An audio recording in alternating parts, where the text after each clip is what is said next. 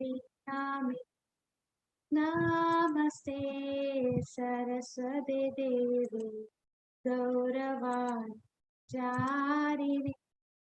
निर्विशेष शून्यवादी सत्यदेशधारिणि जय श्री कृष्ण चैतन्य प्रभु नित्यानंद श्री अद्वैत गदाधर श्रीवासादि गौर भक्त वृंदा हरे कृष्णा कृष्ण कृष्ण हरे हरे हरे राम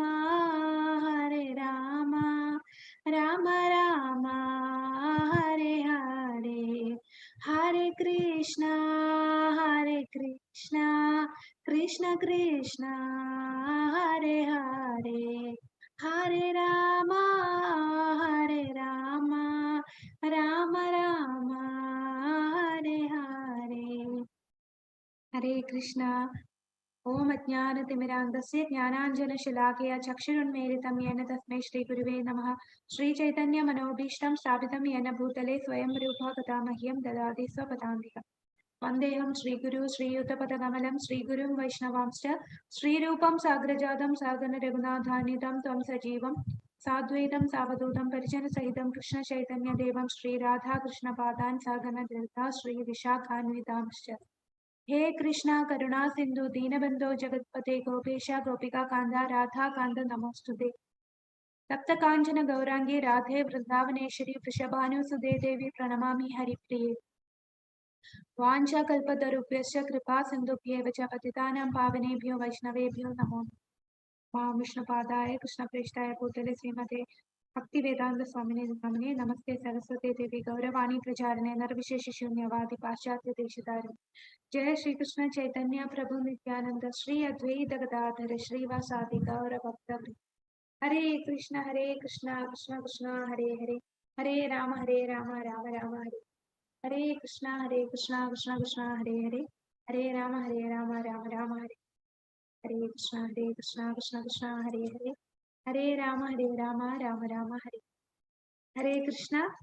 ഇന്നത്തെ ഭക്തി സദാചാർ ക്ലാസ്സിലേക്ക് എല്ലാവർക്കും സ്വാഗതം. നമ്മള് കൂർമ്മ അവതാരമായിരുന്നു കണ്ടുകൊണ്ടിരുന്നത്. അപ്പൊ കൂർമ്മ അവതാരം ഭഗവാൻ കൂർമ്മ അവതാരം എടുത്തപ്പോൾ കൂർമ്മമായിട്ട് മാത്രമാണോ ഭഗവാൻ അവതരിച്ചത്? വേറെ ആരൊക്കെയായിട്ടാണ് അവതരിച്ചത്? അല്ല, ഈ ഒരു അവതാരം എടുത്ത സമയത്ത് മന്വന്തര അവതാരമായ അജിത 1000 കൈകളുള്ള മൂർത്തിയായിട്ട് പർവ്വതത്തിന്റെ മുകളില്, പിന്നെ 3 ഗുണങ്ങളായ രജോ ഗുണമായിട്ട് അസുരന്മാരിലും തമോ ഗുണമായിട്ട് വാസുകിയിലും, ഇനി ഒരെണ്ണം എനിക്ക് അറിയില്ല മാതാജി. സത്വഗുണം ആരുടെ അടുത്തായിരിക്കും? ദേവന്മാരുടെ ഉള്ളില് സത്വഗുണമായിട്ട്. ഓ ശരി മാതാജി. ഓക്കെ മാതാജി. ഹരേ കൃഷ്ണ. അപ്പോ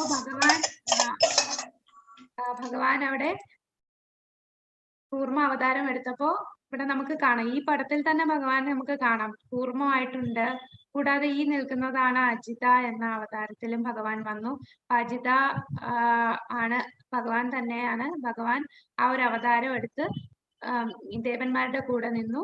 പിന്നെ ഈ ഒരു പർവ്വതം, ഈ പർവ്വതം ഇങ്ങനെ മുകളിലൊരു സപ്പോർട്ട് ഇല്ലെങ്കിൽ താഴേന്ന് ഇങ്ങനെ പൊങ്ങി പോവല്ലേ, അതുകൊണ്ട് 1000 കൈകളുള്ള ഒരു അവതാരമായിട്ടും ഭഗവാൻ ഒരു കൈ കൊണ്ട് ഈ പർവ്വതത്തെ താഴോട്ട് ഇങ്ങനെ പിടിച്ചമർത്തി അതിനെ താത്തു വെച്ചിട്ടുണ്ട്. അപ്പൊ ആദ്യം ഭഗവാൻ ഇങ്ങനെ അവതാരം ഒന്നും എടുക്കാതെ രണ്ടുപേരെടുത്തും പറഞ്ഞു, നിങ്ങള് ഈ ഒരു എന്താ ഈ കടയാനായിട്ട് പറഞ്ഞു അല്ലെ. അപ്പം ഏത് പർവ്വതമാണ് കൊണ്ടുവന്നത്?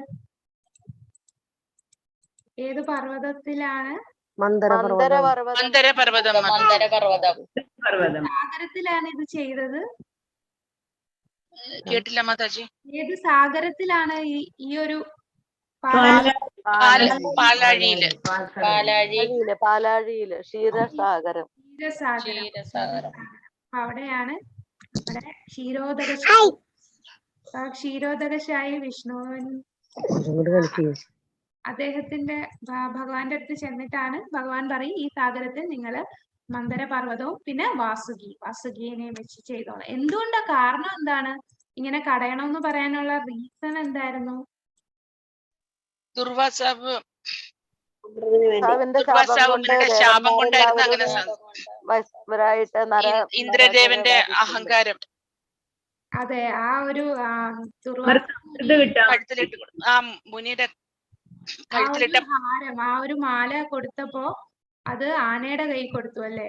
അപ്പൊ ഒട്ടും ശ്രദ്ധയില്ലാതെ അദ്ദേഹം അത്രയും സ്നേഹത്തോട് കൊടുത്ത ആ ഒരു ഹാരത്തെ ഒരു ശ്രദ്ധയില്ലാതെ ആനയുടെ ഐരാവതത്തിന് കൊടുത്തു. ഐരാവതം ഒരു മൃഗമാണ്, അതിനറിയില്ല. അപ്പൊ അതിനകത്തുള്ള വണ്ടിന്റെ ശല്യം കാരണം അത് തറയിലിട്ട് ചതച്ചു.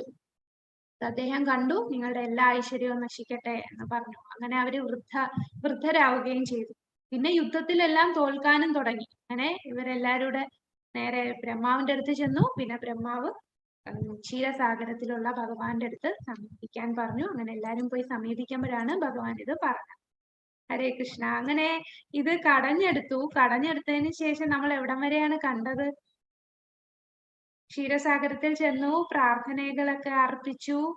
അങ്ങനെ അവര് ക്ഷീരസാഗരം കടയാൻ തുടങ്ങി. ആദ്യം കടയുന്നതിന് മുമ്പ് ആദ്യം ഇങ്ങനെ മല പൊക്കിക്കൊണ്ട് വരുമല്ലേ. പൊക്കിക്കൊണ്ട് വരുമ്പോ അത് അത്രയും ദൂരത്തിൽ ഈ സ്വർണം കൊണ്ടുള്ള ആ ഒരു പർവ്വതമാണ്. അത്രയും വലിയ പർവ്വതം എല്ലാവർക്കും കൊണ്ടുവരാൻ സാധിച്ചില്ല. കുറെ പേര് അതിന്റെ ഇടയിൽ ചതഞ്ഞരഞ്ഞു. അങ്ങനെ ഭഗവാൻ തന്നെ വന്നു, ഗരുഡന്റെ പുറത്ത് കയറി വന്നു. ഭഗവാൻ ഒരു കൈ കൊണ്ട് അത് പൊക്കി ഗരുഡന്റെ പുറത്ത് വെച്ചു. അങ്ങനെ ഭഗവാൻ ആ ഒരു ഗരുഡനാണ് ക്ഷീരസാഗരത്തിൽ ഈ പർവ്വതത്തെ കൊണ്ടുവന്നത്. അങ്ങനെ വാസുകി വന്നു. വാസുകിയായിട്ട് ക്ഷീരസാഗരം കടയാൻ പറഞ്ഞു. അപ്പൊ കടഞ്ഞുകൊണ്ടിരുന്നപ്പോ എന്താ സംഭവിച്ചത്? അത് താഴോട്ട് മുങ്ങിപ്പോകുന്നു. അപ്പോഴാണ് ഭഗവാനെ സമീപിച്ചപ്പോ ഭഗവാൻ അവിടെ കൂർമ്മ അവതാരത്തിൽ വന്നു.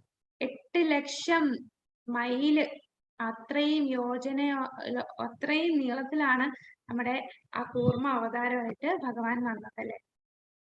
അങ്ങനെ കടഞ്ഞു. ആദ്യം വന്നത് എന്താണ്? കടഞ്ഞെടുത്തപ്പോ ആദ്യം എന്താണ് വന്നത്? ആദ്യം വന്നത് ഹലാഹല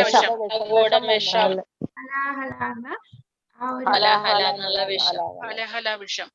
അപ്പോ വിഷം വന്നു. അപ്പൊ ഭഗവാൻ മൈൻഡ് ചെയ്യാതിരുന്നു. ഭഗവാൻ ഇവിടെ സഹായിക്കാൻ വന്നില്ല. പകരം ആരെടുത്ത് ചെന്നു? എല്ലാരും പരമശിവന്റെ അടുത്ത്, മഹാദേവന്റെ അടുത്ത് ചെന്നു. അപ്പൊ മഹാദേവന്റെ അടുത്ത് ചെന്നത് എന്തുകൊണ്ടാ? ഭഗവാന് ചെയ്യാൻ പറ്റാഞ്ഞിട്ടാണോ? മഹാദേവനെ സമീപിക്കാൻ ഭഗവാൻ ആ ഒരു അവസരം മഹാദേവന് കൊടുത്തത് എന്തുകൊണ്ടാണ്? മഹാദേവന് പ്രശസ്തി കിട്ടട്ടെ. തന്റെ ഏറ്റവും വലിയ ഭക്തനാണല്ലേ.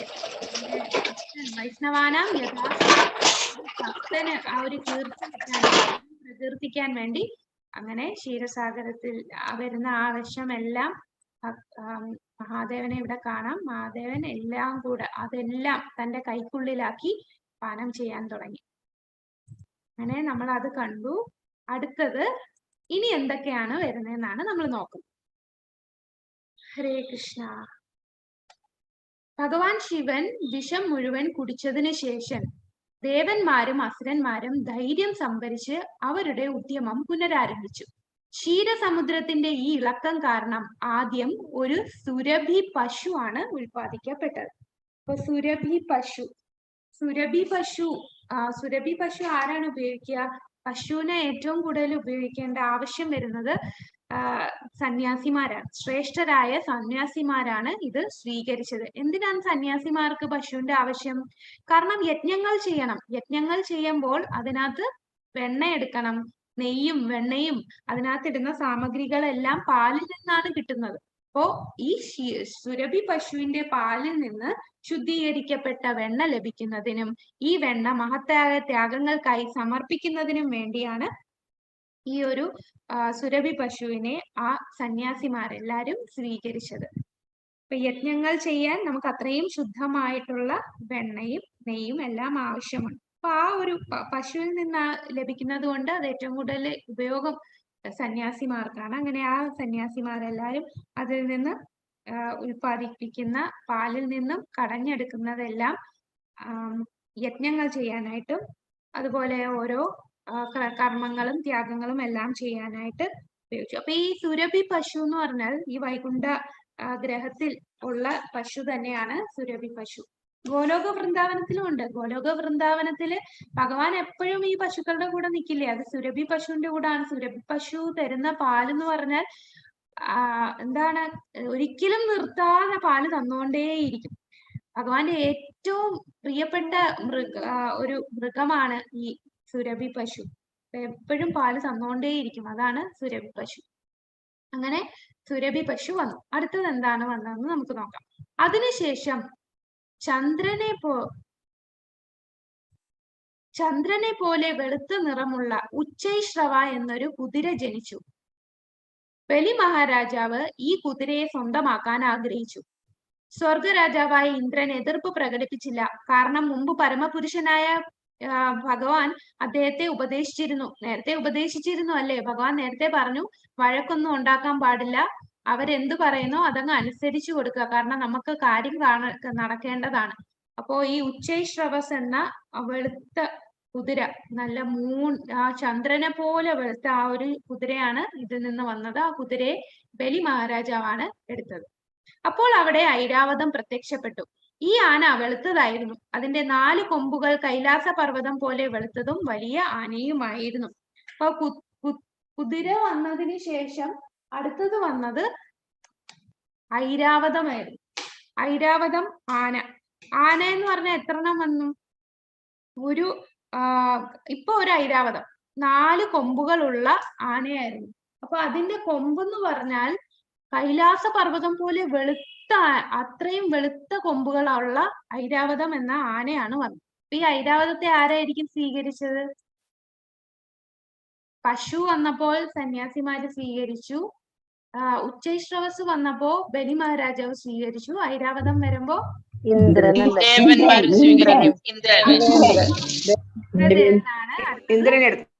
ഇന്ദ്രദേവൻ അങ്ങനെ ഐരാവതത്തെ സ്വീകരിച്ചു.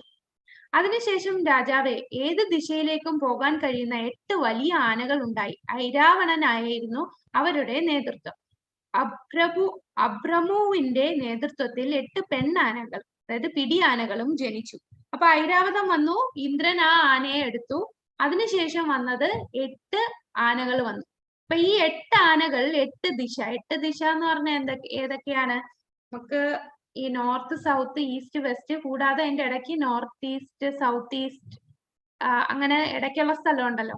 അങ്ങനെ 8 ദിശകളിലേക്ക് പോകാൻ ഏത് ദിശയിലേക്കും പോകാൻ കഴിയുന്ന 8 ആന. അപ്പൊ 8 ആനകൾ 8 ദിശയിൽ നിൽക്കുകയാണ്. ആ 8 ആനകളാണ് അടുത്ത് വന്നത്. കൂടാതെ അതിന്റെ നേതൃത്വം ഈ 8 കൊമ്പനാനകളാണ് വന്നത്. ആ കൊമ്പനാനകളുടെ നേതൃത്വം വഹിച്ചത് ഐരാവണൻ എന്ന ആനയായിരുന്നു. ഐരാവതം അല്ല, ഐരാവതം നേരത്തെ ആ വെളുത്ത ആന വന്നത്, അത് ഇന്ദ്രൻ എടുത്തു. അതിനുശേഷം വന്ന 8 ആനകളാണ്. 8 കൊമ്പനാനയും വന്നു, കൂടാതെ 8 പിടിയാനയും വന്നു.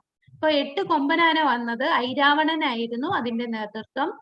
അബ്രമുവിന്റെ നേതൃത്വത്തിലാണ് പിടിയാനകൾ ജനിച്ചത്. അങ്ങനെ ഇത് 8 ദിശകളിലോട്ട് പോവാണ്.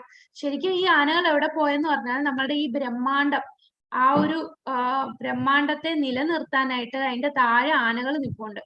ആ ആനകളാണ്, മുകളിലും താഴെയായിട്ടൊക്കെ ആന നിൽപ്പുണ്ട്. അപ്പൊ ആ ആനകളാണ് ഈ 8 ആനകൾ എന്ന് പറയും. അടുത്തതായിട്ട് വന്നതാണ് കൗസ്തുഭം എന്നറിയപ്പെടുന്ന രത്നം ഉൽപ്പാദിക്കപ്പെട്ടു. ഭഗവാൻ വിഷ്ണു ആ രത്നം എടുത്ത് തന്റെ നെഞ്ചിൽ വെച്ചു. അപ്പൊ കൗസ്തുഭ രത്നമാണ് അടുത്തതായിട്ട് വന്നത്. അപ്പൊ കൗസ്തുഭമണി, പത്മരാഗമണി, കൂടെ പത്മരാഗമണിയും വരുന്നുണ്ട്. അങ്ങനെ ഇപ്പൊ നമ്മൾ വിചാരിക്കും, ഈ പാലാഴി കടഞ്ഞാണോ ഇതെല്ലാം കിട്ടിയത് എന്ന്. ശരിക്കും ആ ഭഗവാന്റെ ധാമത്തിൽ എല്ലാം അവിടെ ഉണ്ട്. ഐരാവതം, നേരത്തെ ഐരാവതം ഉണ്ട്, കൂടാതെ കടഞ്ഞപ്പോഴും അത് വന്നു എന്നേ ഉള്ളൂ. കടഞ്ഞപ്പോ സാഗരത്തിൽ നിന്ന് ഉത്ഭവിച്ചു എന്നേ ഉള്ളൂ. ഇതൊക്കെ നേരത്തെ ഭഗവാന്റെ അടുത്ത് ഈ കൗസ്തുഭമണിയും അതുപോലെ ഈ ആനകളൊക്കെ നേരത്തെ ഉണ്ടായിരുന്നു. ഐരാവതവും നേരത്തെ ഉണ്ടായിരുന്നല്ലോ, അത് കാരണമാണല്ലോ ഈ പ്രശ്നമൊക്കെ ഉണ്ടായത്. അപ്പോ ഇതിനകത്തുനിന്ന് വീണ്ടും ഐരാവതം ജനിച്ചു എന്നേ ഉള്ളൂ. അങ്ങനെ ഈ കൗസ്തുഭമണി ആരാണ് സ്വീകരിച്ചത്? ഭഗവാനാണ് അത് സ്വീകരിച്ചത്. അതിനുശേഷം വന്നതാണ് പാരിജാത പുഷ്പം. പാരിജാതം എല്ലാവരും ആഗ്രഹങ്ങൾ നിറവേറ്റുന്ന ഒരു പുഷ്പമാണ് പാരിജാതം. പാരിജാതം പുഷ്പമാണ് ഈ ഉപരി ലോകങ്ങളിലെല്ലാം അവിടുത്തെ സ്ത്രീകളെല്ലാം തലയിൽ ചൂടുന്നതും അവരെ എല്ലാം ഡെക്കറേറ്റ് ചെയ്യുകയൊക്കെ ചെയ്യുന്നത് ഈ ഒരു പുഷ്പമാണ്. ഇതാണ് പാരിജാതം. പാരിജാത പുഷ്പം ഈ പുഷ്പം എന്ന് പറഞ്ഞാല് എല്ലാവരുടെ ആഗ്രഹങ്ങൾ നിറവേറ്റാൻ കഴിയുന്ന ഒരു പുഷ്പമാണിത്, പാരിജാതം. അപ്പൊ പാരിജാത പുഷ്പമാണ് അടുത്തതായിട്ട് വന്നത്. അടുത്തതായി അപ്സരസുകൾ പ്രത്യക്ഷപ്പെട്ടു. അവർ പൂർണ്ണമായി സ്വർണ്ണാഭരണങ്ങളും ലോക്കറ്റുകളും കൊണ്ട് അലങ്കരിച്ചിരുന്നു. അപ്പൊ അപ്സരസ് വന്നു, വളരെ നല്ല രീതിയിൽ ഒരുങ്ങി വന്ന നല്ല വേഷവിധാനങ്ങളും എല്ലാം ധരിച്ചാണ് ഈ അപ്സരസുകൾ വന്നത്. ഈ അപ്സരസുകൾ എവിടെയാണ്? സ്വർഗലോകത്താണ്. സ്വർഗലോകത്ത് പോകും. അപ്സരസുകളാണ് അവിടെ നൃത്തം വെക്കുകയും എല്ലാവർക്കും ആനന്ദം കൊടുക്കുകയും ചെയ്യുന്നതാണ് ഈ അപ്സരസ്. അങ്ങനെ അപ്സരസുകളാണ് അടുത്തത് വന്നത്. അപ്പോൾ ഭാഗ്യദേവതയായ ലക്ഷ്മി പ്രത്യക്ഷപ്പെട്ടു. അപ്സരസ് വന്നതിന് ശേഷം അടുത്തതായി വന്നതാണ് ലക്ഷ്മി ദേവി, ഭാഗ്യദേവതയായ ലക്ഷ്മി ദേവി. അപ്പൊ ലക്ഷ്മി ദേവി എന്ന് പറഞ്ഞാൽ ഒരു വെണ്ണക്കൽ പർവ്വതത്തെ പ്രകാശമാനമാക്കുന്ന ഇടിമിന്നലിനെ വെല്ലുന്ന വൈദ്യുതി പോലെയാണ് ദേവി പ്രത്യക്ഷപ്പെട്ടത്. അപ്പൊ ലക്ഷ്മി ഭാഗ്യദേവത.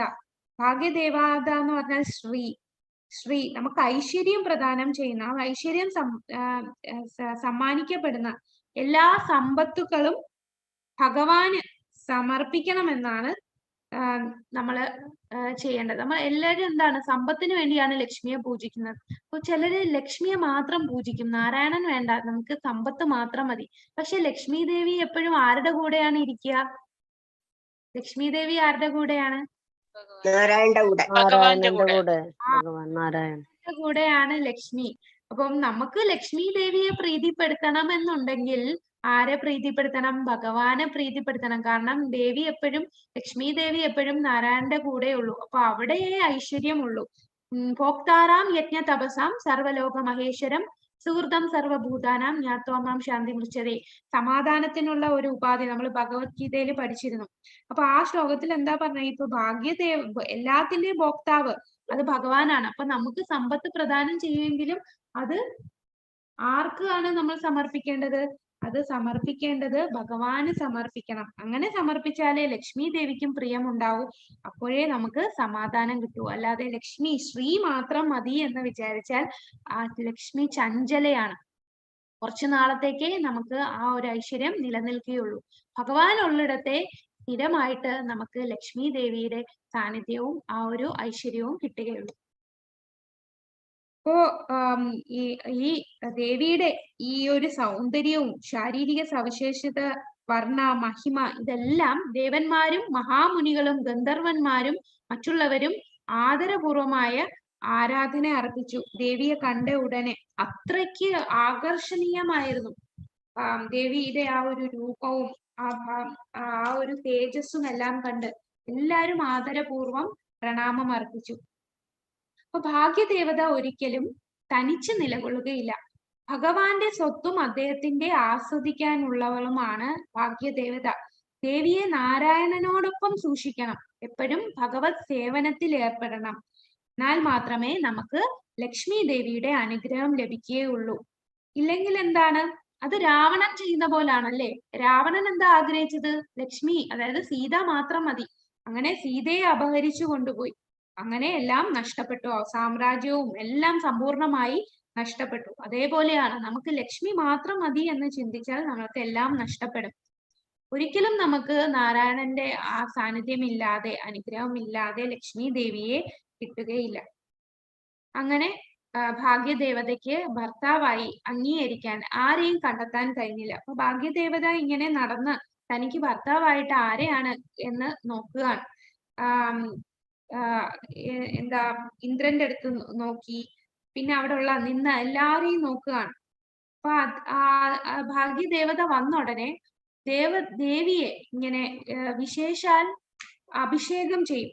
അപ്പൊ ഗംഗ, യമുന അതുപോലെ വിശുദ്ധമായിട്ടുള്ള നദികളെല്ലാം അവരുടെ രൂപം ധരിക്കും. എല്ലാരും ആ ഒരു സ്ത്രീ രൂപത്തിലായിരിക്കും വരുന്നത്.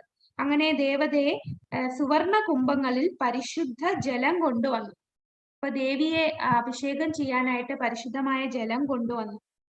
ഭൂമി മൂർത്ത രൂപം കൊണ്ട് ഒരു വ്യക്തിയായി വിഗ്രഹ പ്രതിഷ്ഠയ്ക്ക് ആവശ്യമായ ഔഷധങ്ങളും ഔഷധ സസ്യങ്ങളും ശേഖരിച്ചു.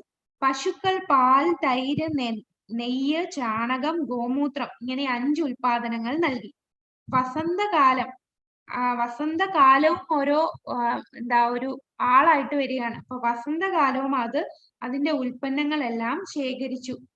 അപ്പൊ നമ്മള് ഇവിടെ മനസ്സിലാക്കേണ്ടത് പശുക്കൾ അത് പ്രഭുപാദർ അതിന്റെ പർപ്പോട്ടിൽ പറഞ്ഞിരിക്കുന്നതാണ്. പശുക്കൾക്ക് അത്രയും പ്രാധാന്യമാണ്. ഇവിടെ കണ്ടില്ലേ, ദേവി വന്നപ്പോഴും ദേവിയെ പൂജിക്കാനും പശുക്കൾ പാൽ കൊണ്ടുവരികയാണ്. പാല്, തൈര്, നെയ്യ്, പശുവിൽ നിന്ന് വരുന്ന എല്ലാം, അതിന്റെ ചാണകം അതുവരെ ഔഷധമാണ്. അതൊരിക്കലും നമ്മള് നിന്ദിക്കേണ്ട ഒന്നല്ല. പശുവിന് അത്രയും പ്രാധാന്യമാണുള്ളത്. ആത്മീയ കാര്യങ്ങൾക്ക് ഏറ്റവും കൂടുതൽ നമ്മൾ ഉപയോഗിക്കുന്ന ഏറ്റവും സത്വഗുണമുള്ള ഒരു മൃഗമാണ് ഈ പശു എന്ന് പറയുന്നത്. പക്ഷെ ഇപ്പോഴത്തെ കാലത്തിൽ എന്താ സംഭവിക്കുന്ന, ഈ കലിയുഗത്തിലുള്ള ആൾക്കാർ എന്താ ചെയ്യുക? ഈ പശുക്കളെ ഇപ്പൊ പശു എന്ന് വല്ലതും നമ്മൾ പറഞ്ഞ ഉടനെയോ നിങ്ങൾ പാർട്ടിക്കാരാണ്, നിങ്ങളിപ്പോ BJP-യിൽ ചേർന്നോ എന്നൊക്കെ ചോദിക്കുമല്ലേ. അപ്പൊ എന്താണ് നമ്മളുടെ സമൂഹത്തിന് ഇപ്പൊ സംഭവിച്ചുകൊണ്ടിരിക്കുന്നത്? എന്തുകൊണ്ടാണ് ഇങ്ങനെയൊക്കെ? എല്ലാരും ഗോഹത്യ ചെയ്തുകൊണ്ടേ ഇരിക്കുകയാണ്. ഇപ്പോ ഗോക്കളെ കുറിച്ച് പ്രത്യേകിച്ച് നമ്മളെ കേരളത്തിലാണ് ഈ ഒരു അവസ്ഥ ഏറ്റവും കൂടുതലുള്ളത്. അപ്പൊ ഈ ഒരു അവസ്ഥ എന്തുകൊണ്ടാണ് ഇങ്ങനെ ഒരു അവസ്ഥ വരാൻ കാരണം? ഹരേ കൃഷ്ണ. കലിയുഗമായതുകൊണ്ട്. അതെ, കലിയുഗത്തിലുള്ള ആൾക്കാരെല്ലാം ആരും ആധ്യാത്മികമായിട്ടുള്ള കാര്യങ്ങൾ കേൾക്കുക പോലുമില്ല. ഇതൊക്കെ പറഞ്ഞാൽ എല്ലാം കെട്ടുകഥയാണെന്നാണ് എല്ലാരും പറയുക. എല്ലാരും ഇന്ദ്രിയ സംതൃപ്തി, അത് മാത്രമാണ് എല്ലാവരുടെയും ലക്ഷ്യം. താൻ എന്താണ് നമ്മളുടെ ജീവിത ലക്ഷ്യം എന്ന് അറിയാതെ പോകുന്ന ആൾക്കാരാണ്. നമ്മളുടെ നാവിന് രുചി മാത്രം നോക്കി ബാക്കിയുള്ള ഇന്ദ്രിയങ്ങളെയും സംതൃപ്തിപ്പെടുത്തുക എന്ന ലക്ഷ്യത്തിലേക്ക് പോവുകയാണ്. ഇപ്പൊ ഈ വൈദിക കാലത്തിലെല്ലാം എന്തുമാത്രം പ്രാധാന്യമാണ് നമ്മൾ പശുവിന് കൊടുക്കുക. ഗോഹത്യ ചെയ്യുക എന്ന് പറഞ്ഞാൽ ഏറ്റവും വലിയ ഒരു പാപം തന്നെയാണ്. അപ്പൊ അങ്ങനെയുള്ള സ്ഥലത്ത് ഒരുപാട് ഗോഹത്യകൾ ഉണ്ടെങ്കിൽ അവിടെ ഒരിക്കലും സമൃദ്ധിയും സമാധാനവും ഉണ്ടാവുകയില്ല. അങ്ങനെ ഉള്ള സ്ഥലമാകുമ്പോ നമുക്ക് ലക്ഷ്മി ദേവി ഒരിക്കലും അവിടെ വളരെ കാലം നിൽക്കില്ല. ഒരുപാട് പ്രശ്നങ്ങൾ വന്നുകൊണ്ടേയിരിക്കും. കാരണം ദേവിക്കും എല്ലാ ദേവന്മാർക്കും ഏറ്റവും പ്രിയപ്പെട്ട ആ ഒരു മൃഗമാണ് ഈ പശു എന്ന് പറയുന്നത്. അപ്പൊ ഗോഹത്യ വളരെ പാപകരമാണ്. പ്രഭുപാദർ പറയുന്നുണ്ട് ഇതിനകത്ത്, ഗോഹത്യ ചെയ്താൽ ഏറ്റവും കൂടുതൽ കശാപ്പുശാലകൾ ഉള്ള സ്ഥലമാണ് എന്നുണ്ടെങ്കിൽ, ആളുകൾ കൂടുതൽ പശുക്കളെ കൊന്നുകൊണ്ടിരിക്കുകയാണെന്നുണ്ടെങ്കിൽ ഒരിക്കലും അവർക്ക് സമൃദ്ധിയും സമാധാനവും ഉണ്ടാവുകയില്ല. മഹാമുനിമാർ ദേവിക്ക് അഭിഷേക ചടങ്ങ് നടത്തി. വൈദിക ശാസ്ത്രം അനുസരിച്ച് ദേവിയെ അഭിഷേക ചടങ്ങെല്ലാം നടത്തി. ഗന്ധർവന്മാര് മന്ത്രങ്ങൾ ചൊല്ലി, അപ്സരസുകൾ നൃത്തം വെച്ചു, വേദങ്ങളിൽ നിർദ്ദേശിച്ചിട്ടുള്ള അംഗീകൃത ഗാനങ്ങൾ ആലപിക്കാൻ തുടങ്ങി. സർവ്വ ദിക്കുകളിലും നിന്നും ഗജങ്ങൾ, നേരത്തെ പറഞ്ഞില്ലേ ഗജങ്ങൾ, നമുക്ക് ഇതിനകത്ത് കാണാം ഗജം. എല്ലാ ദിക്കുകളിൽ നിന്നും വന്ന ആ ആനകൾ എന്താ ചെയ്യുന്നത്? അതിന്റെ കുംഭങ്ങളിൽ ഗംഗാജലം കൊണ്ടുവന്നു. പണ്ഡിതർ, ബ്രാഹ്മണന്മാർ എല്ലാരും വേദമന്ത്രം ചൊല്ലി ഇങ്ങനെ ദേവതയെ സ്നാനം ചെയ്യിക്കുകയാണ്. ലക്ഷ്മി ദേവി വന്നപ്പോൾ സ്നാനം ചെയ്യിക്കുകയാണ്. വളരെ സൗന്ദര്യത്തോടു കൂടിയാണ് ലക്ഷ്മി ദേവി നിൽക്കുന്നത്. കയ്യില് താമരയും ഏന്തിയ ലക്ഷ്മി ദേവി നിൽക്കുകയാണ്. അങ്ങേയറ്റം പവിത്രത ഉള്ളതാണ് ലക്ഷ്മി ദേവി. ലക്ഷ്മി ദേവിയുടെ ശ്രദ്ധ മറ്റെങ്ങും പോയില്ല. ഇത്രയും ആൾക്കാർ വന്നെങ്കിലും തന്റെ ശ്രദ്ധ എപ്പോഴും പരമ ദിവ്യോത്തമ പുരുഷനായ ഭഗവാന്റെ അടുത്താണ്. വൈകുണ്ഠത്തിൽ ആണ് ആ ദേവിയുടെ ആ ശ്രദ്ധ മുഴുവൻ, വൈകുണ്ഠത്തിലുള്ള ആ ഭഗവാൻ. ഇപ്പൊ എല്ലാ ഭക്തന്മാരും സ്വാഭാവികമായ ജീവിതം ആസ്വദിക്കുന്നതിന് ഈ ഐശ്വര്യങ്ങളെല്ലാം പ്രദാനം ചെയ്യുകയാണ് ലക്ഷ്മി ദേവി. ഇപ്പൊ ലക്ഷ്മി ദേവിയുടെ ശ്രദ്ധ മുഴുവൻ ഭഗവാനിലാണ്. എല്ലാവർക്കും ആ ഒരു ഐശ്വര്യം പകർന്നു കൊടുക്കുകയാണ്. കൂടാതെ വരുണദേവൻ വന്ന് ലക്ഷ്മി ദേവിക്ക് പുഷ്പഹാരം കൊടുത്തു. പിന്നെ പട്ടു പീതാംബരത്തിന്റെ ആ ഒരു മുകൾ ഭാഗവും കീഴ്ഭാഗവും കൊടുത്തത് സമുദ്രമാണ്. ഇപ്പൊ പാലാഴിയിൽ നിന്ന് വന്നതാണ് ലക്ഷ്മി ദേവി. ശരിക്കും ലക്ഷ്മി ദേവി അവിടെ വൈകുണ്ഠത്തിൽ ഓൾറെഡി ഉണ്ട്. കൂടാതെ ഈ ഒരു ലീലയിൽ ഈ ഇത് കടഞ്ഞപ്പോൾ ലക്ഷ്മി ദേവി വന്നു എന്നേ ഉള്ളൂ. അപ്പൊ ഇങ്ങനെ വരുമ്പോൾ ലക്ഷ്മി ദേവിയുടെ പിതാവ് ആരാണ്? ആരിൽ നിന്നാണ് ലക്ഷ്മി വന്നത്? ഇപ്പോൾ എവിടെ നിന്നാണ് ലക്ഷ്മി ദേവി വന്നത്? സമുദ്രത്തിൽ നിന്ന്. സമുദ്രത്തിൽ നിന്ന്. അപ്പൊ പിതാവ് എന്ന് പറയുന്നത് അവിടെ സമുദ്രമാണ്.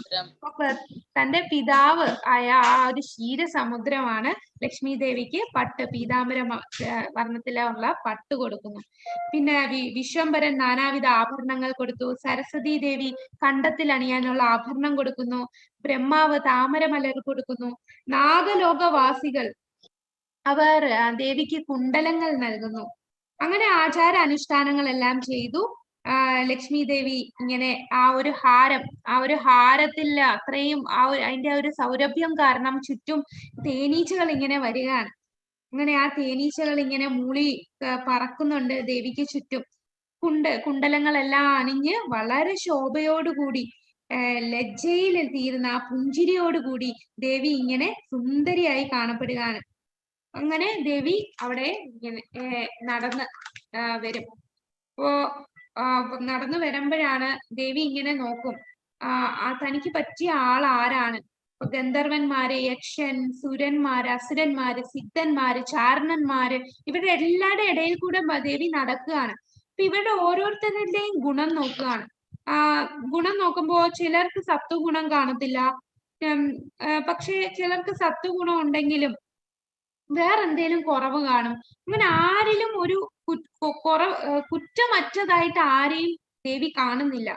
അങ്ങനെ ഒരു സ്വയംവരം പന്തലില് ഇങ്ങനെ തന്റെ വരനെ തേടി നടക്കുന്ന പോലെ ദേവി ഇങ്ങനെ നടക്കുകയാണ്. ക്ഷീരസാഗരത്തിന്റെ മകളായിട്ടാണ് ഇപ്പൊ നടക്കുന്നത്. അങ്ങനെ തന്റെ യജമാനെ കാണാൻ സാധിച്ചില്ല. അങ്ങനെ ദേവി ഇങ്ങനെ നടന്നപ്പോഴാണ് ആരെ കാണുന്നത്?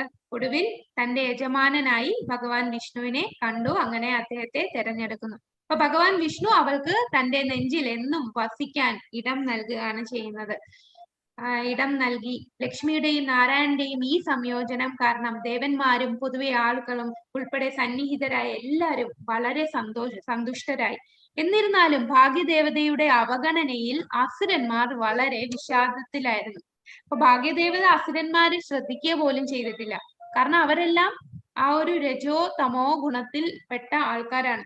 അങ്ങനെയുള്ളവരെ ഭഗവാന്റെ ഭക്തന്മാരെ അല്ല, ഭഗവാന്റെ ഭക്തന്മാരെ ആകാത്തത് കൊണ്ട് തന്നെ ദേവി അവിടെ ശ്രദ്ധിച്ച പോലുമില്ല. അപ്പൊ അവർക്ക് ആ ഒരു ശ്രദ്ധിക്കാത്തത് കൊണ്ട് ഒരു വിഷാദം തോന്നി.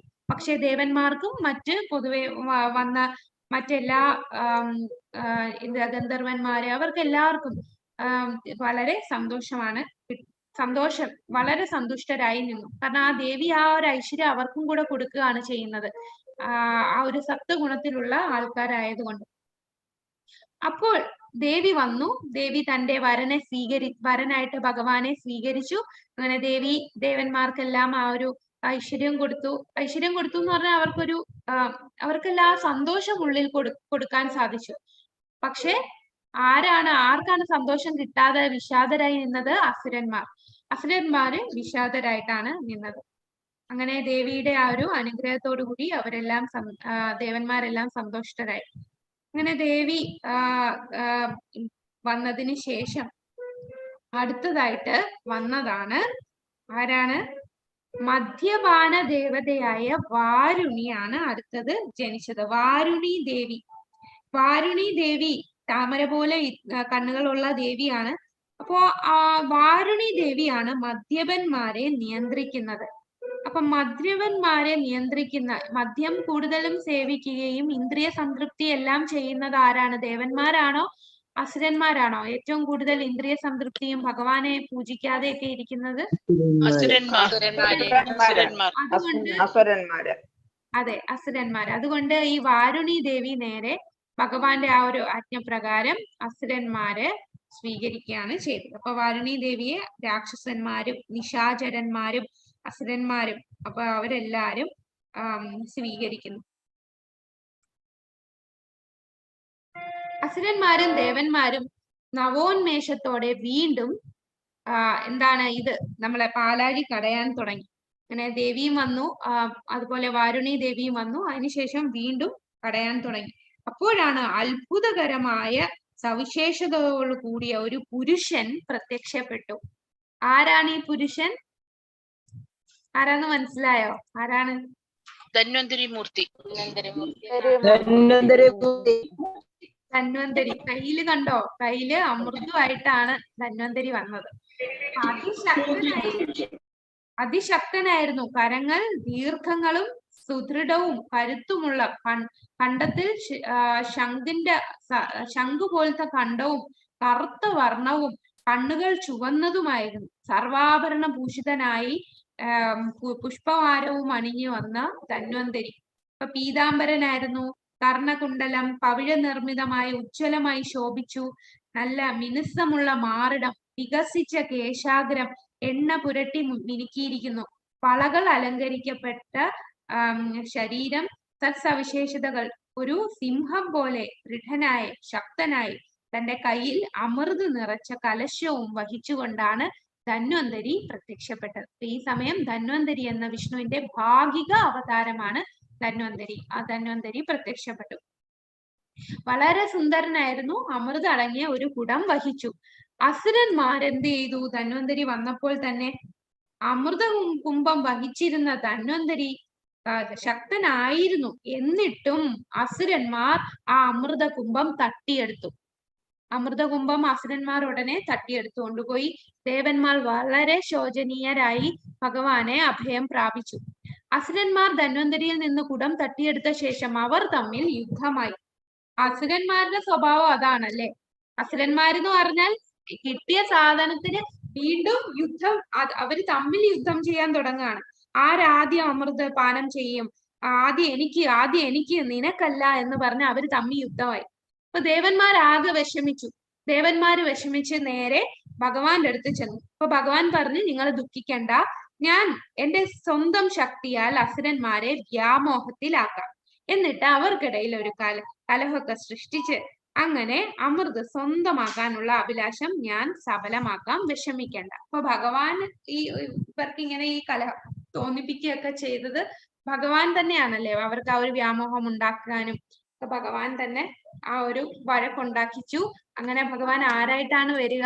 വഴക്കുണ്ടായിക്കൊണ്ടിരിക്കുമ്പോ ഏത് അവതാരത്തിലാണ് ഭഗവാൻ വരിക? മോഹിനി ദേവി. മോഹിനി രൂപം. അതെ, മോഹിനി രൂപം എടുക്കും. ഹരേ കൃഷ്ണ.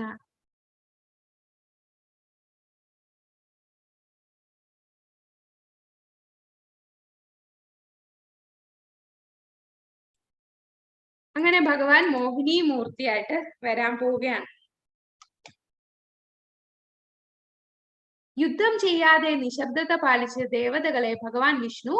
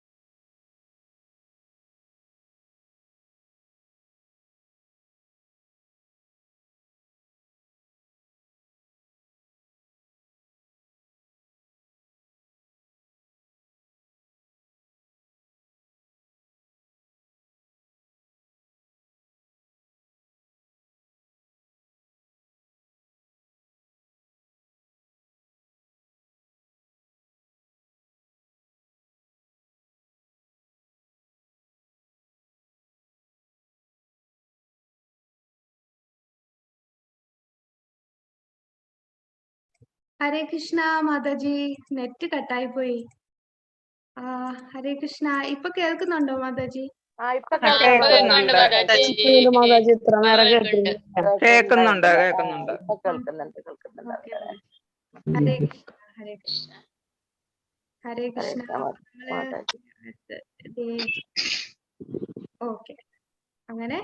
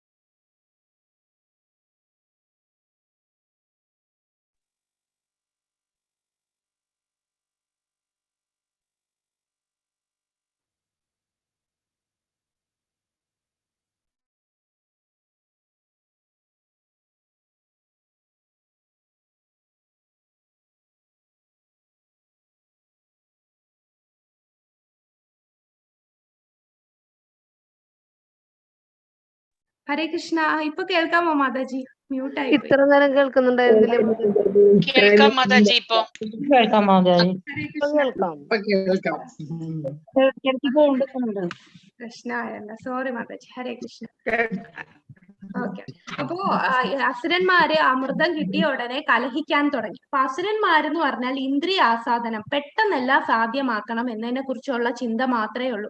എന്നാൽ ഒരു ഭക്തനാണ് ഈ അമൃതം കിട്ടിയിരുന്നെങ്കിൽ അവരെന്തായിരുന്നേനെ ചെയ്യുക? ഭക്തന്മാരെന്ത് കിട്ടിയാലും എന്താ ചെയ്യുക? ഭഗവാന് അർപ്പിക്കും. ഭഗവാന്. അതെ, എങ്ങനെ നമ്മൾ ഭഗവാനെ പ്രീതിപ്പെടുത്താം എന്നാണ് ചിന്തിക്കുന്നത്. അപ്പൊ നമുക്ക് ഇപ്പോഴത്തെ ലോകം നോക്കിയാൽ കാണാമല്ലേ, എല്ലാരും അഭക്തരാണ്, എല്ലാരും കലഹത്തിലാണ്, എല്ലാരും എതിർപ്പും യുദ്ധവും ഇതെല്ലാം പതിവാണ്. എന്തുകൊണ്ടാണ്? കൃഷ്ണാവബോധം ഇല്ലാത്തത് കൊണ്ട് എല്ലാരും ഇങ്ങനെ യുദ്ധം ചെയ്തുകൊണ്ടും കലഹത്തിലും എല്ലാം ഏർപ്പെട്ടിരിക്കുകയാണ്. ഒരു സമാധാനവുമില്ല. അപ്പൊ ദേവതമാരും ഭക്തന്മാരും എല്ലാരും എന്താ ചെയ്യുക? എങ്ങനെ ഭഗവാനെ പ്രീതിപ്പെടുത്താം, എന്തുണ്ടെങ്കിലും ഭഗവാന്റെ ശരണം പ്രാപിക്കുക, അതാണ് ദേവന്മാർ. അപ്പൊ ഇവിടെ അസുരന്മാർ എന്താണ് ചെയ്യുന്നത്? അവര് അഭക്തരാണ്, ഭഗവാന് ഒരു ഭക്തി ഇല്ലാത്തവരാണ്. ഈ അഭക്തരായിട്ടുള്ളവരായോണ്ട് അവർക്ക് ഇന്ദ്രിയാസ്വാദനം മാത്രമേ ഉള്ളൂ. അപ്പൊ ഭഗവാൻ ആരെയായിരിക്കും സഹായിക്കുക? തന്നെ ശരണം പ്രാപിക്കുന്ന തന്റെ ദേവന്മാരായിട്ടുള്ള ഭക്തന്മാരെയാണോ സഹായിക്കുക, അതോ അഭക്തന്മാരെയാണോ? തീർച്ചയായിട്ടും തന്നെ ശരണം പ്രാപിക്കുന്ന യഥാമാം പ്രപദ്യന്തേ എന്ന് ഭഗവാൻ പറയില്ലേ, എന്റെ അടുത്ത് എങ്ങനെ സമീപിക്കുന്നു അതേപോലെ ഞാൻ തിരിച്ചു കൊടുക്കുന്നു. അപ്പൊ ഇവരിങ്ങനെ വഴക്കിട്ടോണ്ടിരിക്കുമ്പോ ചില ശക്തി കുറഞ്ഞ അസുരന്മാര് പറയും, എന്തായാലും ഈ പാലാഴി കടഞ്ഞത് നമ്മളും ദേവന്മാരും കൂടെ ചേർന്നല്ലേ, അപ്പൊ നമ്മൾ മാത്രം കഴിക്കുന്നത് അത്ര ശരിയല്ല, അവർക്കും കൊടുക്കണം, അവരും കൂടെ ചേർന്നുകൊണ്ടാണല്ലോ നമുക്ക് ഈ ഒരു അമൃത് കിട്ടിയത് എന്ന് പറയും. ശരിക്കും അവര് ദേവന്മാർക്ക് കൊടുക്കാൻ ഉദ്ദേശിച്ചുകൊണ്ടല്ല, ശക്തന്മാരായിട്ടുള്ളവർ വഴക്കിട്ട് അവരെല്ലാം എടുത്ത് അവര് കഴിക്കും. അപ്പൊ അവര് കഴിക്കാതിരിക്കാൻ വേണ്ടി ശക്തി കുറഞ്ഞ അസുരന്മാര് ഇങ്ങനെ വാദിക്കുമായിരുന്നു. അങ്ങനെ വലിയ വാക്തർക്കത്തിലെല്ലാം ആയി അവര് വഴക്കിട്ടോണ്ടിരിക്കുകയാണ്. അപ്പോഴാണ് നമ്മളുടെ ഭഗവാൻ ആ ഒരു സുന്ദരിയായ മോഹിനി മൂർത്തിയായിട്ട് ഭഗവാൻ ആവേശം എടുക്കുന്നത്. നല്ല വിടർന്ന കറുത്ത താമരയുടെ മലരിന്റെ ആ ഒരു ശ്യാമവർണ്ണത്തിലാണ് അതിമനോഹരമായ അംഗവും കർണാഭരണങ്ങളും എല്ലാം അലങ്കരിച്ച് നല്ല ഉയർന്ന നാസികയും കവിൾത്തടങ്ങളും മുഖം യൗവന കാന്തിയാൽ ദീപ്തമായ, കണ്ണുകൾ സദാ ചലിച്ചുകൊണ്ടിരിക്കുന്ന, തലമുടിയിൽ മല്ലികപ്പൂക്കളുടെ മല്ലികൾ പൂക്കൾ അണിഞ്ഞു, ഹാരം അണിഞ്ഞു, അങ്ങനെ മറ്റ് ആഭരണങ്ങളും എല്ലാം അലങ്കരിക്കപ്പെട്ട് കാൽ ചിലമ്പ് വളകളെല്ലാം ഇട്ട് ലജ്ജ കലർന്ന പുഞ്ചിരിയോടെ അസുരന്മാരെ വീക്ഷിച്ചുകൊണ്ട് മോഹിനി ദേവി വരികയാണ്. അങ്ങനെ കാമതൃഷ്ണയിൽ പൂരിതയായി സ്വന്തമാക്കാനായിട്ട് ഈ അസുരന്മാര് മോഹിക്കുന്നു. അത്രയും മോഹിപ്പിക്കുന്ന സുന്ദരമായിട്ടുള്ള ആ ഒരു രൂപത്തിലാണ് അസുരന്മാരുടെ അടുത്ത് സുന്ദരിയായിട്ട്, അസുരന്മാരുടെ ഇടയിൽ യുദ്ധം നടക്കുമ്പോൾ ഭഗവാൻ തന്നെ പ്രപഞ്ചത്തിലെ ഏറ്റവും സുന്ദരിയായ മോഹിനിയുടെ അവതാരമായി അവതരിച്ചു. എല്ലാ അസുരന്മാരും യുവതിയുടെ സൗന്ദര്യത്തിൽ ആകൃഷ്ടരാവുകയും അവളോട് അടുക്കുകയും ചെയ്തു. അങ്ങനെ ഇത് കണ്ടപ്പോ, ഈ ഒരു സുന്ദരിയായ ഈ മോഹിനിയെ കണ്ടപ്പോഴേക്കും അസുരന്മാര് പരസ്പരം ശത്രുതയൊക്കെ എല്ലാം ഉപേക്ഷിച്ചു. അപ്പോ ഉപേക്ഷിച്ചിട്ട് നേരെ ഈ യുവതിയുടെ അടുത്ത് ചെന്നു. അപ്പൊ നമ്മളുടെ നേരെ വരുന്ന ഈ യുവതിയെ കണ്ടപ്പോ അസുരന്മാർക്ക് ഭയങ്കര അത്ഭുതമായി. അപ്പൊ ഓരോ ചോദ്യങ്ങൾ ചോദിച്ചു. എത്ര അത്ഭുതകരമാണ്, അതിശയകരമായ സൗന്ദര്യം, വിസ്മയമാണ് നവയൗവനം. എന്താണ്, കാമാർത്തിയുടെ സമീപത്തേക്ക് ചെന്ന പലരും അന്വേഷിക്കാൻ ആരംഭിച്ചു. എല്ലാരും ചെന്ന് ചോദിക്കുകയാണ്, നീ ആരാണ്, നീ എവിടുന്ന് വരുന്നു, വരവിന്റെ ഉദ്ദേശം എന്താണ്, നീ ആരുടെ സ്വന്തമാണ്, നിന്റെ ദർശനം കൊണ്ട് തന്നെ ഞങ്ങളുടെ എല്ലാരെയും മനസ്സിളകി. അപ്പോ ഇതിനകത്ത് പ്രഭുപാദർ പറയും, നീ ആരുടെ സ്വന്തം എന്ന് ഇങ്ങനൊരു ചോദ്യമുണ്ട്. അപ്പൊ ഇവിടെ ആരുടെ സ്വന്തം എന്ന് ചോദിച്ചാൽ അതിന്റെ അർത്ഥം ഒരു സ്ത്രീ വിവാഹത്തിന് മുമ്പ് തന്റെ പിതാവിന്റെ സംരക്ഷണത്തില്, വിവാഹശേഷം ഭർത്താവിന്റെ സംരക്ഷണത്തിലും, വാർദ്ധക്യമാകുമ്പോൾ മുതിർന്ന പുത്രന്മാരുടെ സംരക്ഷണത്തിലും ആയിരിക്കണം എന്നാണ്. അപ്പൊ നീ ആരുടെ പുത്രിയാണ് എന്നുദ്ദേശിച്ചാണ് നീ ആരുടെ സ്വന്തം എന്ന് ചോദിക്കുന്നത്. വിശ്വനാഥ് ചക്രവർത്തി താക്കൂർ ഇത് അഭിപ്രായപ്പെടുന്നുണ്ട്. ഇതാണ് അഭിപ്രായം പറയുന്നത്. അപ്പോൾ എല്ലാ അസുരന്മാരും ഈ ഒരു സ്ത്രീയെ വിവാഹം കഴിക്കാൻ ആഗ്രഹിക്കുകയാണ് ചെയ്യുന്നത്. അപ്പോ അതുപോലെ അസുരന്മാര് പറയും, ഞങ്ങൾക്കറിയാം നിന്നെ ആരും ഒരു ദേവന്മാരോ അസുരന്മാരോ ഒരു സിദ്ധനോ ചാരണനോ ഒരു ഗന്ധർവന്മാരോ എന്തിനു പറയണം, അപ്പം മനുഷ്യന്മാരോ ആരും തന്നെ നിന്നെ തൊട്ടിട്ട് പോലും ഇല്ല എന്ന് നിന്നെ കണ്ടാലേ അറിയാം. അപ്പൊ വിവാഹിതയായ ഒരു സ്ത്രീയെ കാമത്തോടെ സംബോധന ചെയ്യരുതെന്ന് ആ ഒരു അന്തസ്സ് അന്നത്തെ അസുരന്മാര് പാലിച്ചിരുന്നു. അപ്പൊ ചാണക്യൻ പറഞ്ഞിട്ടുണ്ട്, മറ്റൊരുവന്റെ ഭാര്യ തന്റെ മാതാവായി കാണണം, സ്വന്തം ഭാര്യ ഒഴിച്ച് ബാക്കി എല്ലാ സ്ത്രീകളെയും മാതാവായി കാണണം എന്ന് ചാണക്യൻ പറഞ്ഞിട്ടുണ്ട്. അപ്പോ അവൾക്ക് അനുയോജ്യമായ ഒരു വരനെ കണ്ടുപിടിക്കാനായി വന്നതാണ് എന്നാണ് അസുരന്മാര് ധരിച്ചത്. അപ്പൊ അസുരന്മാര് ഒരു വിവാഹിതയല്ല എന്ന ആ ഒരു ധാരണയെങ്കിലും ഉണ്ട്. അപ്പൊ അസുരന്മാരെയും കാളും നീചമായിട്ടുള്ള ഒരു കാലഘട്ടത്തിലേക്കാണ് നമ്മളിപ്പോ പോയിക്കൊണ്ടിരിക്കുന്നത്.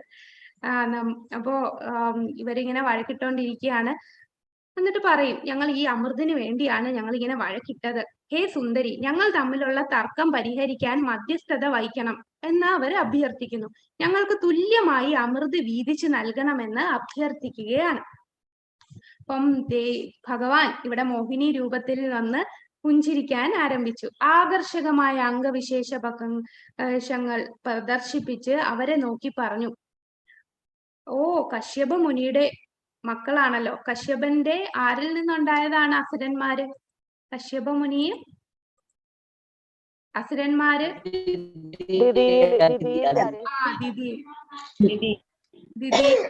ഉണ്ടായത്. അതിഥിയുടെ മക്കളാണ് ദേവന്മാര്. അപ്പോ കശ്യപന്റെ മക്കളല്ലേ നിങ്ങൾ? ഞാൻ വെറും ഒരു അഭിസാരികയാണ്. നിങ്ങൾക്ക് എങ്ങനെയാണ് എന്നിൽ വിശ്വാസം ഉണ്ടാകുന്നത്? അഭിജ്ഞനായ ഒരു വ്യക്തി ഒരിക്കലും ഒരു സ്ത്രീയിൽ അവന്റെ വിശ്വാസം അർപ്പിക്കില്ല. അപ്പൊ ചാണക്യൻ പറഞ്ഞിട്ടുണ്ട്, ഇതാ പർപ്പോട്ടില് പ്രഭാകർ പറയുന്നതാണ്, ചാണക്യൻ പറഞ്ഞിട്ടുണ്ട്, സ്ത്രീയെയും രാഷ്ട്രീയക്കാരെയും ഒരിക്കലും വിശ്വാസം അർപ്പിക്കരുത് എന്ന്. അപ്പൊ തന്റെ ലക്ഷ്യം പരോക്ഷമായി ഭഗവാൻ അസുരന്മാരോട് പറയാണ്, എന്നെ വിശ്വസിക്കാൻ കൊള്ളില്ല, അതുകൊണ്ട് നിങ്ങൾ എന്തിനാണ് എന്നെ വിശ്വസിക്കുന്നത്? ഒരു സ്ത്രീയിൽ ഇങ്ങനെ വിശ്വാസം അർപ്പിക്കണോ എന്ന് ഭഗവാൻ അത് സത്യമായിട്ട് തന്നെ പറഞ്ഞതാണ്. അവരെ എന്തായാലും ചതിക്കാനായിട്ടാണല്ലോ വന്നത്. അപ്പൊ ആ ഒരു കാര്യം ഭഗവാൻ വെളിപ്പെടുത്തുകയാണ് മോഹിനി രൂപത്തില്. ഞാൻ എൻ്റെ പിതാവും എന്റെ ഭർത്താവോ അല്ലെങ്കിൽ ആരുമായിട്ടും സംരക്ഷിക്കപ്പെട്ടവളല്ല. ഞാൻ ഇങ്ങനെ അലഞ്ഞു തിരിഞ്ഞ് നടക്കുന്ന ഒരു സ്ത്രീയാണ്. എങ്ങനെയാണ് അങ്ങനെ ഒരു സ്ത്രീയിൽ നിങ്ങൾക്ക് ഇത്രയും വിശ്വാസം അർപ്പിക്കാൻ സാധിക്കുക? സ്വതന്ത്രരായി ജീവിക്കുന്ന സ്ത്രീകൾ നിത്യവും പുതിയ സുഹൃത്തുക്കളെ തേടുകയാണ് ചെയ്യുന്നത്. അത്രയൊരു സ്ത്രീയുമായിട്ടുള്ള സൗഹൃദം ഒരിക്കലും സ്ഥിരമാവില്ല. എന്താണ് ഈ അസുരന്മാർ ഇതെല്ലാം കേട്ടപ്പോ അവര് തമാശ പറയുകയാണ് എന്നുള്ള ഒരു രൂപത്തിൽ നിന്ന് അവര് കൂടുതൽ വിശ്വാസമായി മോഹിനി ദേവിയെ. അങ്ങനെ അവര് ചിരിച്ചുകൊണ്ട് അവരുടെ കയ്യിലിരുന്ന ആ ഒരു അമൃത് മോഹിനിയുടെ കയ്യിൽ കൊടുക്കുകയാണ്. മോഹിനിയുടെ കയ്യിൽ അവര് കൊടുക്കുന്നു.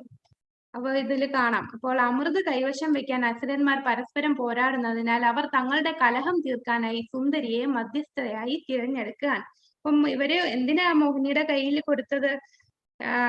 ഞങ്ങളുടെ ഇടയിലുള്ള ആ ഒരു വഴക്ക് തീർക്കണം. അപ്പൊ നീ തന്നെ തീരുമാനിക്കൂ ഈ അമൃതം ആർക്ക് കൊടുക്കണം എന്നുള്ളതിന്. അതിനു വേണ്ടിയാണ് കയ്യിൽ കൊടുത്തത്. അപ്പൊ ഇവിടെ ഭഗവാൻ ഈ കാര്യങ്ങളെല്ലാം എന്താണ് പറഞ്ഞത്? ഈ പറയുന്നുണ്ട് ഇങ്ങനെയുള്ള എന്നെ വിശ്വസിക്കരുത് എന്ന്. പക്ഷെ ആ ഒരു സൗന്ദര്യത്തിൽ ആകൃഷ്ടരായിട്ട് ഈ അസുരന്മാര് അതൊരു തമാശ രൂപത്തിലാണ് എടുത്തിരിക്കുന്നത്. അപ്പം ഭഗവാൻ ഇങ്ങനെ ചിലര് പറയും ഇങ്ങനെ ചതിക്കുന്നത് ശരിയാണോ, നേരെ വന്നാ പോരെ എന്ന്. ഭഗവാൻ ബുദ്ധാവതാരം എടുത്തു. ബുദ്ധാവതാരത്തിന്റെ ഉദ്ദേശം എന്താണ്? ബുദ്ധാവതാരവും അവിടെ ഈ നിരീശ്വരവാദികളായിട്ടുള്ളവരെ തെറ്റിദ്ധരിപ്പിക്കുകയാണ് ചെയ്തത്. വേദങ്ങൾ ഇല്ല എന്ന് പറഞ്ഞു. അതുപോലെ ഈ മൃഗഹത്യയൊക്കെ ഒഴിവാക്കാൻ വേണ്ടി വേദങ്ങൾ ഇല്ല എന്ന് തെറ്റിദ്ധരിപ്പിക്കപ്പെടുത്താനായിട്ടാണ് അവിടെ ബുദ്ധാവതാരം വന്നത്. അതേപോലെ ഇവിടെ ഈ നമ്മുടെ മോഹിനി അവതാരം എടുത്തു. മോഹിനി അവതാരം എടുത്തത് എന്താണ്? ഇവിടെയും ഈ നിരീശ്വരവാദികളായിട്ടുള്ള ഈ അസുരന്മാരെ തെറ്റിദ്ധരിപ്പിക്കാൻ വേണ്ടിയാണ് ഭഗവാൻ ഇങ്ങനൊരു അവതാരം എടുത്തത്. അങ്ങനെ ഭഗവാൻ ആ ഒരു അമൃതം ചെറിയ പുഞ്ചിരിയോടുകൂടി എടുത്തിട്ട് പറയും, എന്റെ പ്രിയപ്പെട്ട അസുരന്മാരെ, ഞാൻ എന്ത് തീരുമാനമെടുത്താലും അത് സ്വീകരിക്കാൻ വിസമ്മതിക്കില്ലെന്ന് നിങ്ങൾ വാഗ്ദാനം നൽകണം.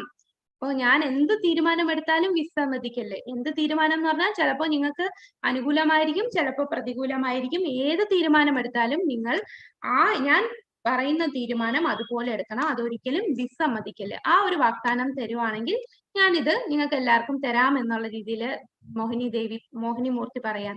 അപ്പൊ ഇപ്പം അമൃത് കൈവശം വെക്കാൻ അസുരന്മാർ ഇക്കാര്യത്തിൽ അവരുടെ ബലഹീനത മുതലെടുത്ത് പരമപുരുഷന്റെ അവതാരമായി മോഹിനി താൻ എന്ത് തീരുമാനമെടുത്താലും അത് സ്വീകരിക്കാൻ വിസമ്മതിക്കില്ലെന്ന് വാഗ്ദാനം ചെയ്യാൻ അസുരന്മാരെ പ്രേരിപ്പിച്ചു. അസുരന്മാർ ഈ വാഗ്ദാനം നൽകിയപ്പോൾ സുന്ദരിയായ സ്ത്രീയായ മോഹിനി മൂർത്തി അമൃത് വിതരണം ചെയ്യുന്നതിനായി ദേവന്മാരെയും അസുരന്മാരെയും വ്യത്യസ്ത വരികളിൽ ഇരുത്തി.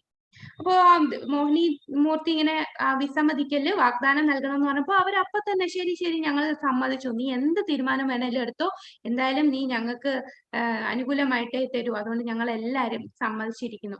അങ്ങനെ ദേവന്മാരും അസുരന്മാരും വ്രതം അനുഷ്ഠിക്കും. അപ്പൊ എന്തൊരു ആചാരം നടക്കുന്നതിന് മുമ്പും ആദ്യം കുളിക്കണം. അപ്പൊ ആദ്യം അവര് പോയി കുളിക്കുകയാണ്.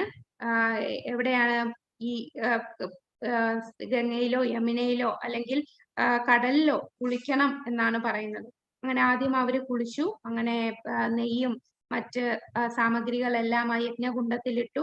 പശുക്കൾക്കും എല്ലാം ദാനം കൊടുത്തു. ബ്രാഹ്മണർക്കും മറ്റ് ക്ഷത്രിയർ, വൈശ്യർ, ശൂദ്രർ എല്ലാവർക്കും ദാനം കൊടുത്തു. അങ്ങനെ ഈ ഒരു ആചാര നടപടിക്ക് എല്ലാവരും ഇരിക്കുകയാണ്. അപ്പൊ ദേവന്മാരെയും വിളിച്ചു, അസുരന്മാരെയും വിളിച്ചു.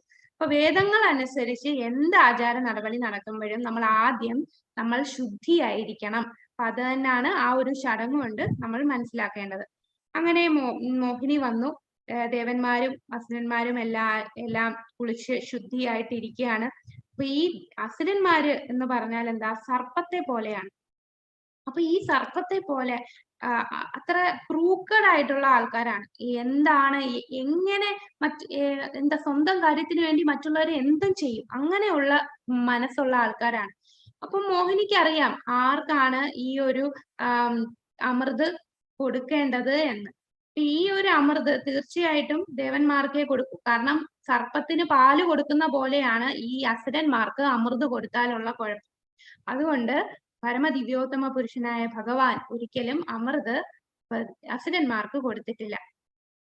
ഇതില് പ്രഭുപാദർ ഇങ്ങനെ പറയും, നമുക്ക് സർപ്പത്തിന് ചില മന്ത്രങ്ങളും ചില സസ്യങ്ങളൊക്കെ ഉപയോഗിച്ച് അവരെ നിയന്ത്രിക്കാൻ പറ്റും. പക്ഷെ ഇതുപോലെ മറ്റുള്ളവരിൽ അസൂയയും ദേഷ്യവും എങ്ങനെ മറ്റുള്ളവരെ ഉപദ്രവിക്കണം എന്ന ചിന്താഗതിയോട് കൂടി ഇരിക്കുന്ന നിഗൂഢമായിട്ടുള്ള ആൾക്കാരെ നമുക്ക് ഒരു രീതിയിലും നിയന്ത്രിക്കാൻ കഴിയില്ല. അങ്ങനെയുള്ള ആൾക്കാരാണ് അസുരന്മാർ. അങ്ങനെ രണ്ട് ലൈൻ എല്ലാം ഉണ്ടാക്കി ദേവന്മാര് അസുരന്മാരെ അവരവരുടെ പൊസിഷനിൽ കൊണ്ടിരുത്തി. എന്നിട്ട് ഈ അമൃതമായിട്ട് മോഹിനി ആദ്യം ആരെടുത്താണ് ചെല്ലുന്നത്? ആദ്യം അസുരന്മാരടുത്ത് ചെല്ലും. അസുരന്മാരടുത്ത് ചെന്നിട്ട് മധുരമായിട്ടുള്ള സംസാരമൊക്കെ പറഞ്ഞിട്ട് തിരിച്ചു നേരെ ഈ അമൃതമായിട്ട് ദേവന്മാരടുത്ത് പോകും. അപ്പൊ ഈ അസുരന്മാരടുത്ത് പറയുന്നത് ഈ ദേവന്മാരെ കുറച്ച് ദൂരെയാണ് ഇരുത്തിയിരിക്കുന്നത്. അമൃതമായിട്ട് നിൽക്കുന്ന മോഹിനിയുടെ അടുത്താണ് അസുരന്മാരിരിക്കുന്നത്. അപ്പൊ അസുരന്മാര് വിചാരിച്ചു, ഓ, ദേവന്മാരടുത്ത് ഒരു പ്രിയവും ഇല്ല, മോഹിനിക്ക് നമ്മളെ അടുത്ത് തന്നെയാണ് പ്രിയം, എല്ലാം അമൃതും നമുക്ക് തരും, ആ ദൂരെ ഇരിക്കുന്ന അവർക്ക് കൊടുക്കില്ല എന്നാണ് അസുരന്മാര് കരുതിയത്. പിന്നെ അസുരന്മാരടുത്ത് വന്ന് ഇങ്ങനെ വാക്കുകളൊക്കെ പറഞ്ഞപ്പോ, മധുരമായ വാക്കുകളൊക്കെ പറഞ്ഞപ്പോ അവര് എന്തായാലും നമ്മള് വാക്ക് കൊടുത്തതല്ലേ, നേരത്തെ കൊടുത്തു, നീ എന്ത് തീരുമാനം എടുത്താലും അതിനെതിരായിട്ട് ഞങ്ങൾ ഒന്നും പറയില്ല എന്ന് വാക്ക് കൊടുത്തത് കൊണ്ട് അവരൊന്നും മിണ്ടിയില്ല. അവര് നിശബ്ദമായിട്ട് തന്നെ ഒരു സ്ത്രീയുമായി യുദ്ധത്തിൽ നിന്ന് സ്വയം രക്ഷിക്കാനും ഒക്കെ വേണ്ടി അവര് നിശബ്ദമായി പാലിച്ചു. അങ്ങനെ മോഹിനിയോട് ഉള്ള ആ ഒരു വിശ്വാസമെല്ലാം വളർത്തി ബന്ധത്തിന് ഭംഗം വരുമെന്ന് ഭയപ്പെട്ട് അവളുടെ വാക്കുകളോട് ബഹുമാനം കാണിച്ചു. സൗഹൃദത്തിന് വിഘാതം സൃഷ്ടിക്കുന്ന ഒന്നും അവർ പറഞ്ഞില്ല. ഇങ്ങനെ പറഞ്ഞ് മധുരവാക്കുകളൊക്കെ പറഞ്ഞു പോയത് കൊണ്ട്. അപ്പൊ മധുരവാക്ക് എന്താണ് പറഞ്ഞത്? ദേവന്മാർ പിശുക്കന്മാരാണ്, അമൃത് ആദ്യം എടുക്കാൻ ഉത്സാഹം അവർക്കാണ്, അതുകൊണ്ട് ഞാൻ ആദ്യം അവർക്ക് കൊടുത്തിട്ട് വേഗം വരാം. നിങ്ങൾ ഇവിടെ ഒന്ന് കാത്തിരിക്കൂ, നിങ്ങളെല്ലാം വീരന്മാരല്ലേ, എപ്പോഴും എന്നിൽ സംതൃപ്തരാണ്, അതുകൊണ്ട് ദേവന്മാർ കുടിക്കുന്നത് വരെ നിങ്ങൾ ഒന്ന് കാത്തിരിക്കൂ, അവർക്ക് കൊടുത്തിട്ട് ഞാൻ വേഗം കൊണ്ടുവരാം എന്നാണ് മോഹിനിമൂർത്തി പറഞ്ഞത്. അപ്പൊ ആ ദേഷ്യം വന്നുവെങ്കിലും ആ വാക്ക് കൊടുത്തത് കൊണ്ട്, കൂടാതെ ആ ഒരു ബന്ധം മുറിയണ്ട എന്ന് വെച്ച് അവര് മിണ്ടാതെ ഇരിക്കും. പക്ഷേ ഇവർക്കിടയിലുള്ള ഒരാൾക്ക് ഈ പറഞ്ഞ വാക്കിൽ വിശ്വാസമില്ലായിരുന്നു. ആരായിരുന്നു അത്? അസുരന്മാരിൽ ഇടയിലുള്ള ഒരാള്, രാഹു. രാഹു അപ്പൊ എന്താ ചെയ്യുന്നത്? രാഹു നേരെ അപ്പുറത്തെ സൈഡില്, ദേവന്മാരുടെ സൈഡിൽ ചെല്ലും അല്ലെ. അപ്പോ ഇതില് നോക്കാം, അസുരന്മാരുടെ വാഗ്ദാനം നൽകിയപ്പോൾ സുന്ദരിയായ സ്ത്രീയായ മോഹിനി അമൃത് വിതരണം ചെയ്യുന്നതിനായി ദേവന്മാരെ അസുരന്മാരെ വ്യത്യസ്ത നിരകളിൽ എത്തി. അസുരന്മാർ അമൃത് കുടിക്കാൻ യോഗ്യരല്ലെന്ന് അവൾക്ക് അറിയാമായിരുന്നു. അതിനാൽ അവരെ വഞ്ചിച്ചുകൊണ്ട് അവൾ അമൃത് മുഴുവൻ ദേവന്മാർക്ക് വിതരണം ചെയ്തു. മോഹിനി മൂർത്തിയുടെ ഈ വഞ്ചന കണ്ടപ്പോൾ അസുരന്മാർ നിശബ്ദരായി. എന്നാൽ രാഹു എന്നു പേരുള്ള ഒരു അസുരൻ ദേവനെ പോലെ വസ്ത്രം ധരിച്ച് ദേവന്മാരുടെ നിരയിൽ ഇരുന്നു. സൂര്യന്റെയും ചന്ദ്രന്റെയും അരികിലാണ് ഇരുന്നത്.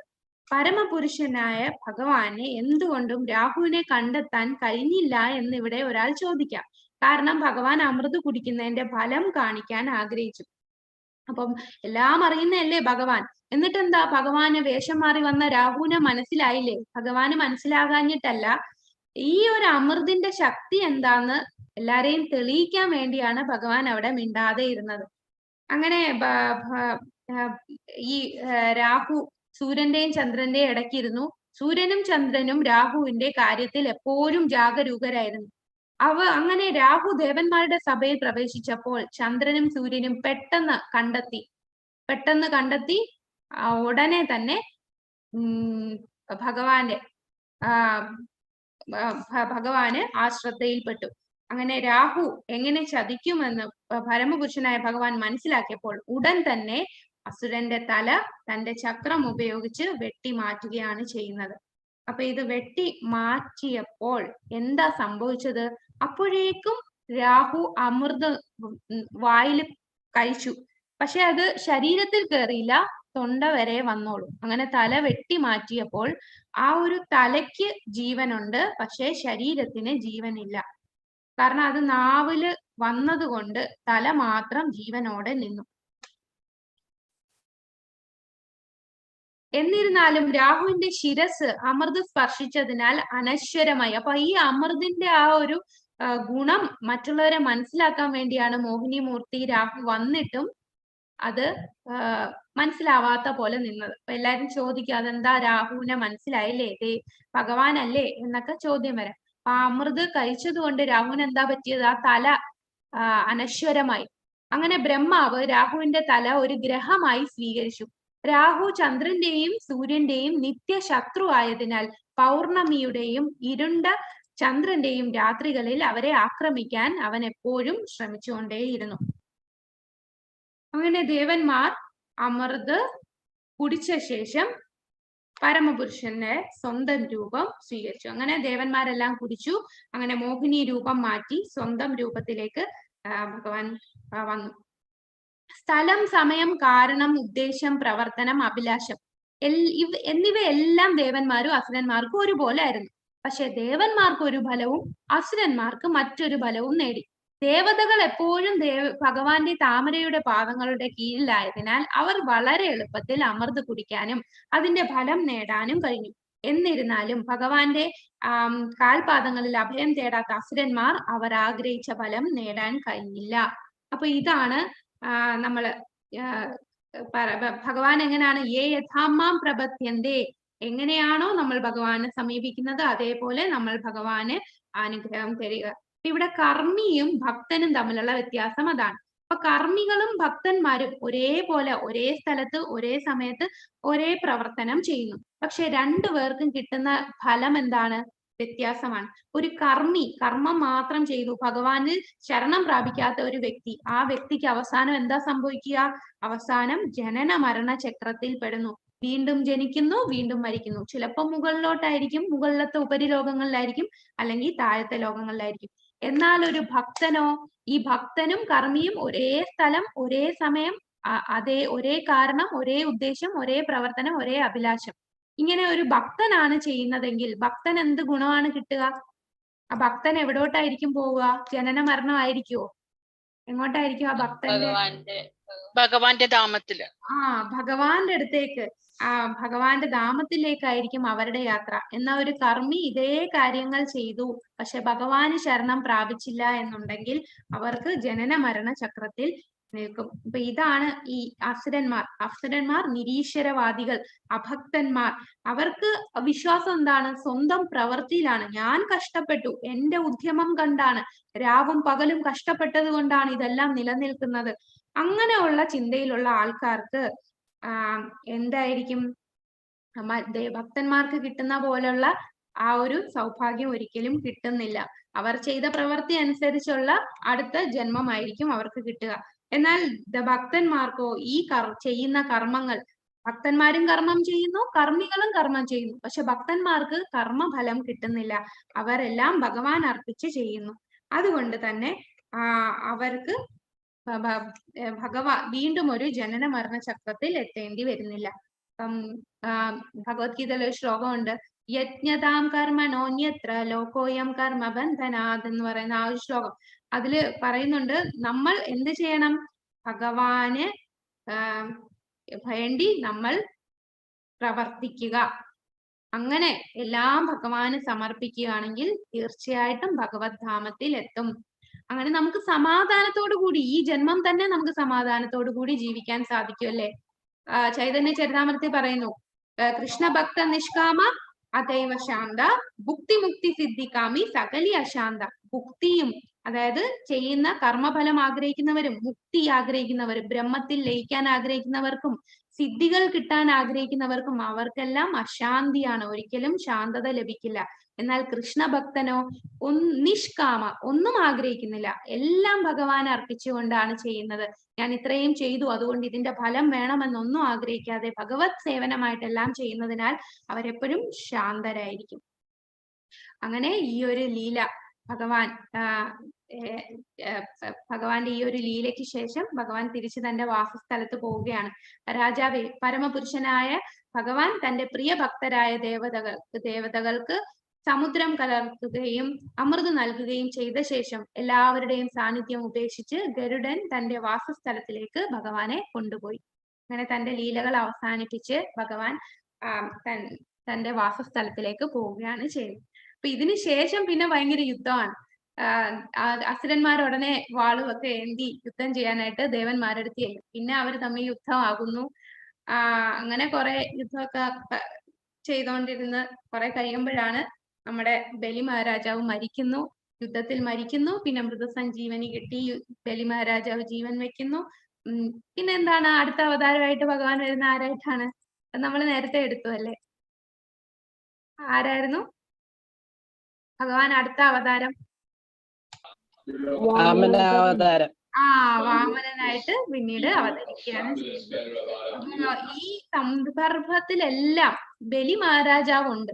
പക്ഷെ ഈ അസുരന്മാരെന്ന് പറഞ്ഞ് വഴക്കിടുന്നു എന്നൊക്കെ പറയുമ്പോഴും ബലി മഹാരാജാവിന് ഇതില് നമ്മൾ അങ്ങനെ അത്രയും ആഗ്രഹത്തോടു കൂടി മറ്റുള്ള അസുരന്മാരെ പോലെയല്ല, ബലി മഹാരാജാവിന്റെ ഉള്ളിൽ ആ ഒരു ഭക്തിലതയുണ്ട്. അപ്പൊ അദ്ദേഹം മറ്റുള്ള അസുരന്മാര് ചെയ്യുന്ന പോലെ ചെയ്തിട്ടില്ല.